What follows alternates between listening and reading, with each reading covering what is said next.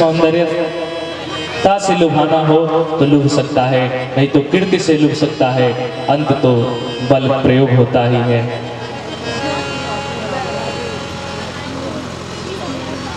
परशुराम जी आते हैं राजा जनक के दरबार में और कहते हैं कि कहो जड़ जनक धनुष कै तोड़ा।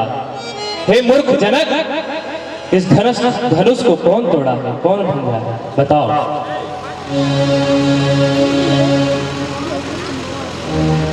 कहते हैं कि बता दो, नहीं तो तुम्हारी जो साम्राज्य जहां तक है वहां तक मैं धरती उलट पलट कर दूंगा। उसको अपने राजाओं के गढ़ों में से निकाल दो, बाहर कर दो, नहीं तो सब राजाओं को मैं मार करके फिर से क्षत्रिय विहीन धरती को कर दूंगा। जब इस क्रोध को देखा लाल लाल नित्य परशुराम जी के, लक्ष्मण जी मुस्कुरा रहे हैं कि पहला देखिए ऐसे जनक जी हैं जिनको गुरुजी हमारे कह रहे थे कि बड़ी विद्वान आदमी हैं, विदेह राज जनक हैं,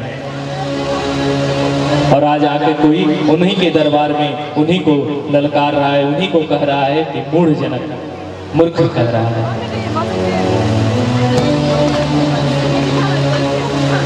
जब इस क्रोध को देखते हैं परशुराम जी को, जब कोई नहीं बोलता है, जनक जी भी कांप उठते हैं। श्री राम जी हाथ जोड़ते हैं और परशुराम जी के आगे आते हैं,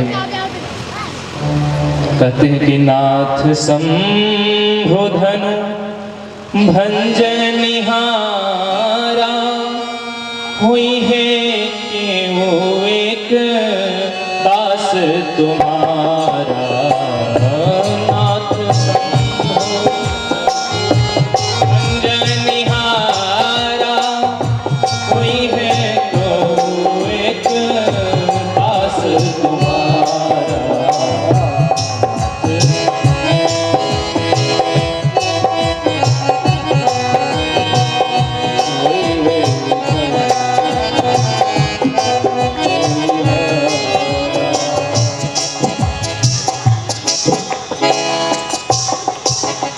हे नाथ, इस भगवान शिव के धनुष को तोड़ने वाला कोई तुम्हारा दास नहीं होगा। इस चौपाई पे संतों का अलग अलग मत है, अलग अलग व्याख्याएं हैं। कोई संत कहते हैं कि नाथ शंभु, अर्थात जो शंभु के भी नाथ हैं उसने इस धनुष को तोड़ा है, अर्थात भगवान श्री राम के भी जो नाथ थे वो भोलेनाथ थे। तो इसलिए कहते हैं नाथ शंभु धनु भंजन निहारा। एक संत ये भी भाव देते हैं कि नाथ शंभु, ये जो तुम्हारे आपके जो नाथ हैं प्रभु, वो मेरे भी नाथ हैं, इसलिए आप और हम दासानुदासम भवितास में भूया, अर्थात आप और हम बराबर के ही हैं, दोनों लोग के गुरु एक ही हैं, नाथ एक ही हैं।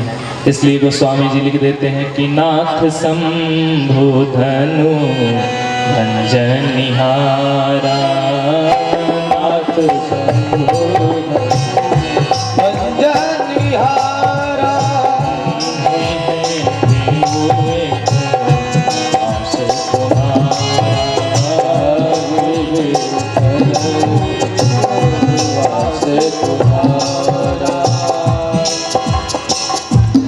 जब इस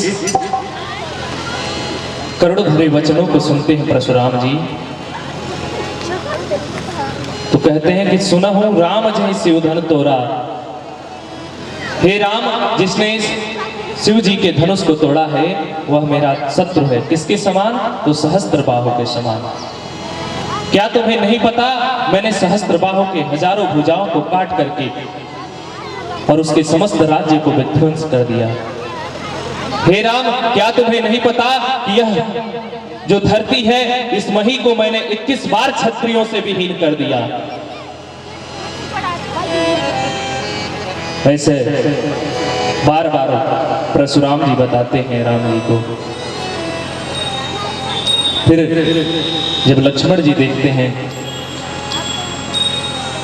फिर बीच में आ जाते हैं लक्ष्मण जी और बोलते हैं कि बहुरी धनु ही तो लरिकाई, बहुरी धनु ही तो लरिकाई, कबहू न असिरे से किन्ने गोसाई, कबहू न किन्ने गोसाई।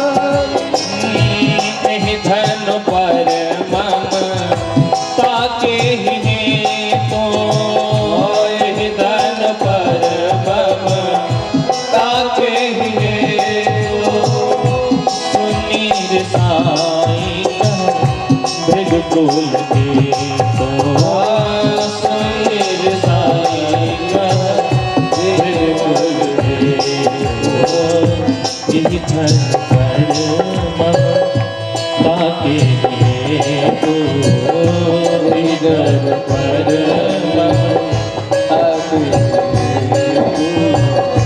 सुनीर साई भृगुकुल के तो, नीक सारी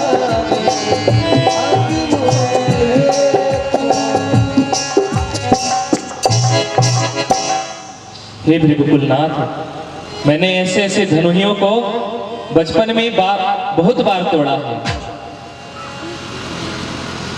और आप उस समय तो कभी भी इतने क्रोधित नहीं हुए थे। क्या कारण है कि इस धनुष पे आपकी ममता इतनी बढ़ रही है? पुराणों में कथा आती है कि एक बार परशुराम जी अपने तप के बल से इतना दिव्य दिव्य अस्त्र शस्त्र एकत्रित कर लिए थे कि पृथ्वी पर भार बन गया था। जैसे अमेरिका है तो सभी देशों पे रोक लगा के रखता है कि ये देश परमाणु नहीं बनाएगा, ये नहीं बनाएगा, उसके अनुमति के बिना कोई नहीं बना सकता है। इस प्रकार पृथ्वी पे शस्त्र और अस्त्रों का भार बढ़ गया। मैया पृथ्वी एक नारी का रूप पकड़ी और शेषनाग जी को अपने बालक स्वरूप में लेकर आई और परशुराम जी की कुटिया के सामने भयंकर विलाप करके रोने लगी। रो रही हैं। परशुराम जी जब आ रहे हैं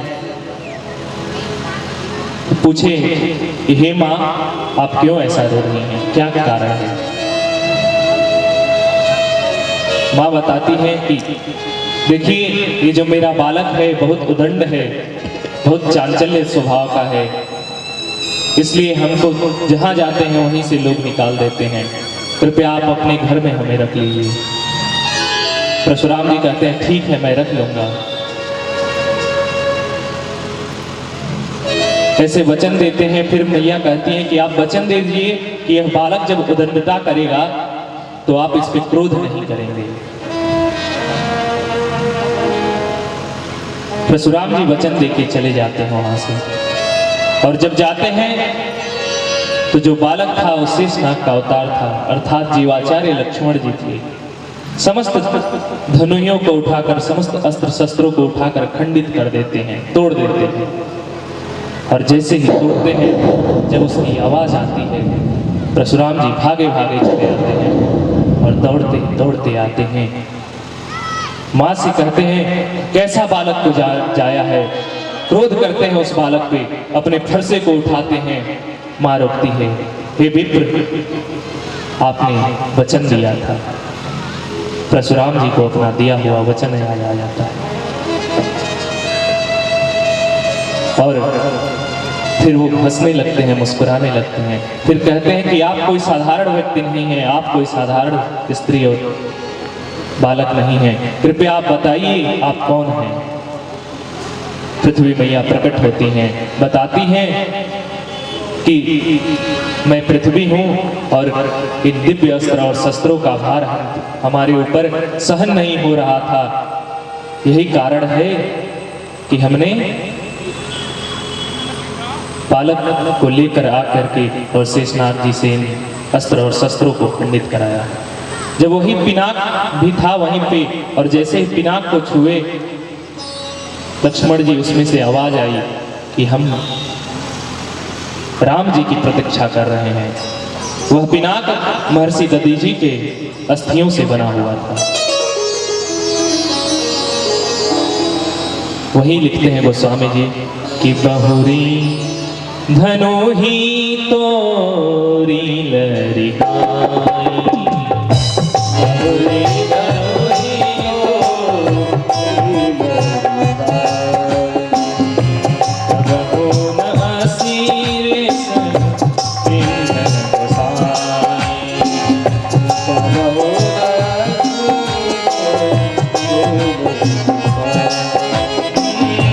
एहि धनु पर मम पाके ही रे तो, एहि धनु पर मम पाके ही रे तो, मेरे साईं कह भृगु के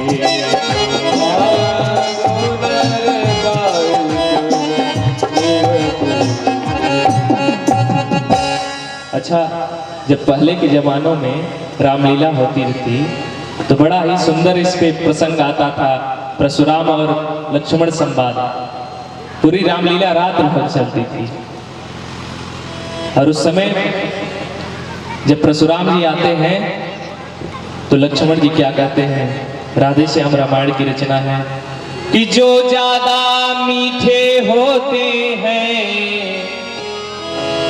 जो ज्यादा मीठे होते हैं, वो अपना नाश कराते हैं।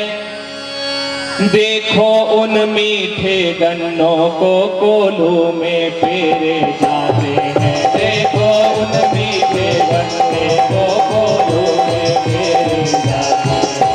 जो ज्यादा होते हैं वो अपना नाश कराते हैं। देखो नदी के बंदे को कोल्हू में पेरे भाई ने मीठे वचन कहे, भाई ने मीठे वचन कहे तो क्रोध बहुत बढ़ आया है। भाई ने मीठे वचन कहे तो क्रोध बहुत बढ़ आया है। लगता है हे मुनिवर ये धनुआ तूने जाया है, लगता है हे मुनिवर तूने धनुआ कोई बनाया है। लगता है ये मुनिवर तुमने धनुआ खुद ही तुम जाया है। लगता है मुनिवर तूने धनुआ खुद ही उठाया। परशुराम जी को कहते हैं लक्ष्मण जी कि लगता है हे मुनिवर इस धनुष का जन्म आप ही से हुआ है, इसलिए इतना क्रोध कर रहे हैं इस धनुष के टूट जाने। बहु धनुई तोरी लरिकाई, ऐसी धनुइयां तो मैंने बचपन में बारंबार तोड़ा है, लेकिन आपने कभी भी गुस्सा नहीं किया, आप पे कभी भी क्रोध नहीं किया।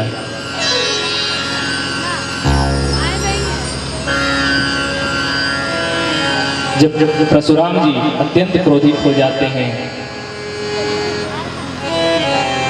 तो लक्ष्मण जी कहते हैं कि यहाँ कुम्हड़ बतिया को नाई, जेतर जनी देखत मर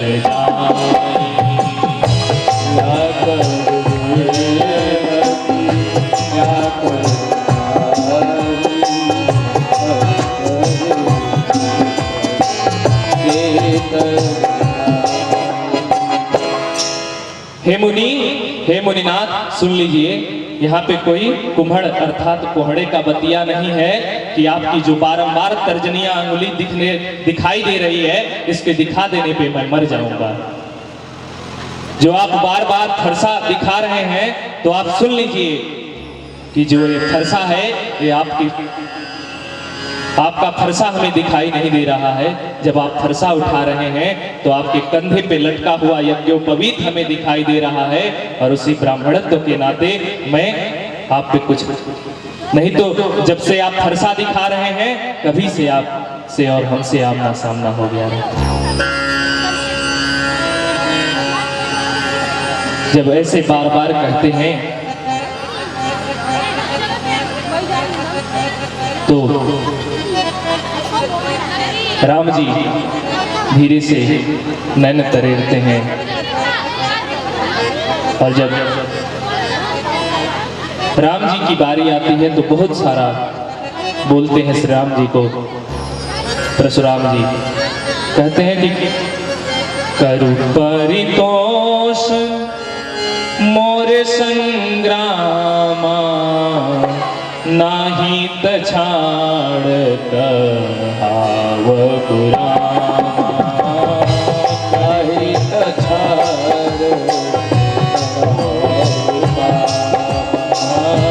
नाही तछाड़ कहाव पुराना।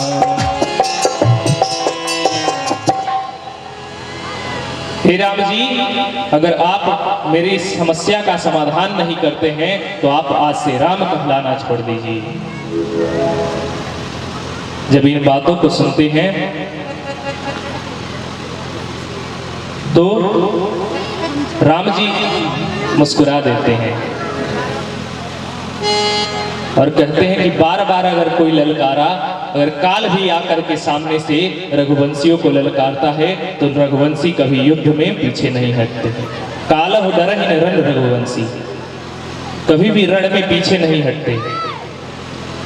यद्यपि आप ब्राह्मण हैं, आप पे ऐसा करना हमारे व्यवहार से उचित नहीं है, लेकिन हे प्रभु आप बार बार हमें ललकार रहे हैं। जब इन वचनों को सुना तो उन्हें अपने प्रभु का दर्शन होने लगा परशुराम जी को, और प्रभु को जानने के लिए वो अपने कंधे का धनुष उतार करके और राम जी को सौंपते हैं। राम रमापति कर धन ले हो, राम रमापति कर धन ले हो, चरमी नहीं और संदेह, चरमी नहीं और संदेह, देत चापुआ वही चल गया वो, देत चापुआ वही चल गया वो, परशुराम विस्मय भया, परशुराम विस्मय भया, जाना राम प्रभाव तब पुलक प्रफुल्लित गात, जोरि पानी बोले वचन हृदय न प्रेम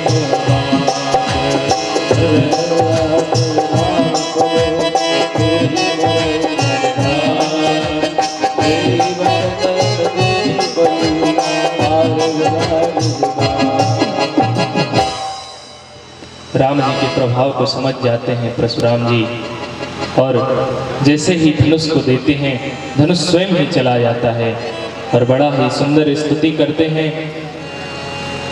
परशुराम जी समझ जाते हैं कि यही मेरे प्रभु राम हैं, यही मेरे नारायण हैं, जिनको मैं भजता हूँ, जिनको मेरे नाथ भजते हैं, यही वो प्रभु राम हैं।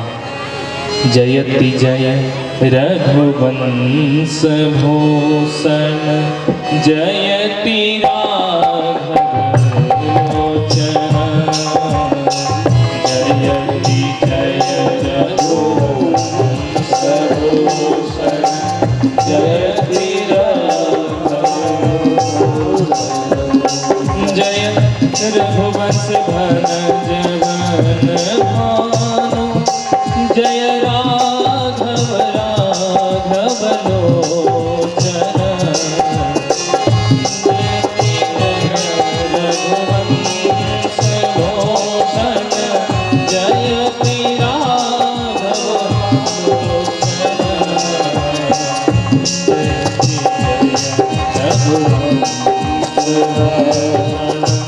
जयति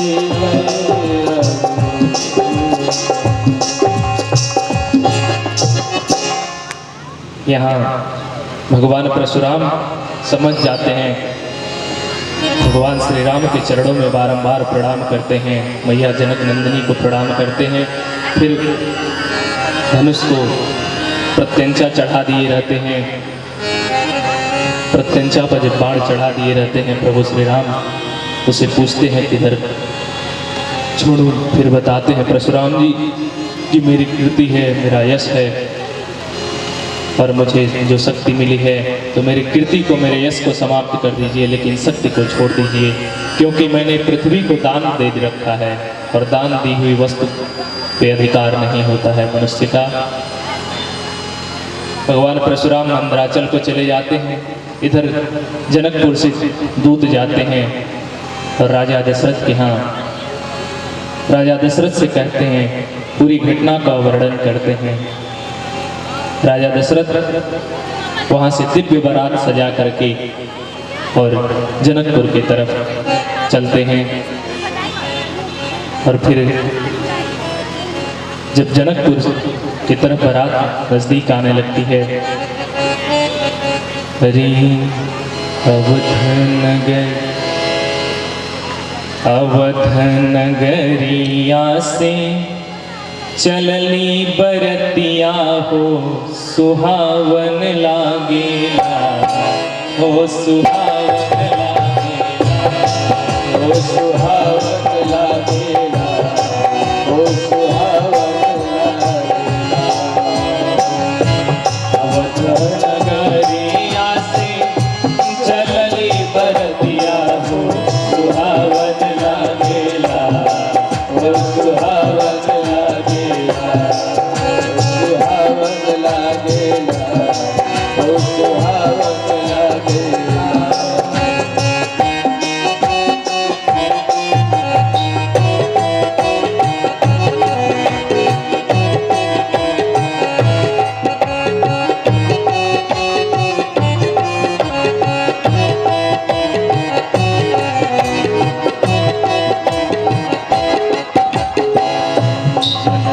नगरिया